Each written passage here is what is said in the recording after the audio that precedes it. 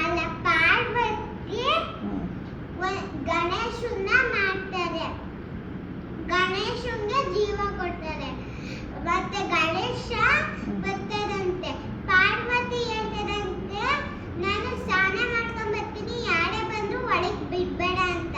ಅವಾಗ ಒಳಗ್ ಹೋಗ್ತಿದಂಗೆ ಶಿವ ಬರ್ತಾರಂತೆ.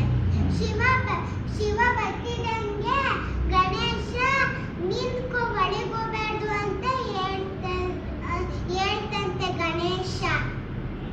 ಅವಾಗ ಶಿವ ಕೋಪಗೊಳಿಸ್ಕೊಂಡು ಇದ್ರದಿಂದ ಚುಚ್ಚಿಬಿಡ್ತಾರಂತೆ. ತಲೆ ಫುಲ್ ಭೂಮಿ ಆಚೆ ಹೋಗ್ತದಂತೆ, ಮೈ ಅಲ್ಲೇ ಇರ್ತಾರಂತೆ. ಅವಾಗ ಪಾರ್ವತಿ ಓಡ್ ಬಂದು ಅಳ್ತಿರ್ತಾರಂತೆ. ಅವಾಗ ಶಿವ ಹೋಗ್ಬಿಟ್ಟು ಕಾಡಿಗೆ ಅಲ್ಲೊಂದು ಚಿಕ್ಕ ಮಾಡಿ ಆನೆ ಮಲಗಿರೋದು ನೋಡ್ಬಿಟ್ಟು ಆನೆ ತಗೊಂಬಂತಂತೆ, ತಲೆ ಕಟ್ ಮಾಡ್ಕೊಂಡು ಬಂದ್ಬಿಟ್ಟು ಆನೆ ತಲೆನ ಮೈ ಮೇಲೆ ಇಟ್ಟದಂತೆ. ಅವಾಗ ಒಂದು ಗಣೇಶ ಆಗ್ತದಂತೆ. ಅವಾಗ ಗಣೇಶ ಅಂತ ಹೆಸರಿಟ್ಬಿಟ್ಟು ಎಲ್ಲ ಶಕ್ತಿನೂ ಕೊಡ್ತಾರೆ. Okay, good girl.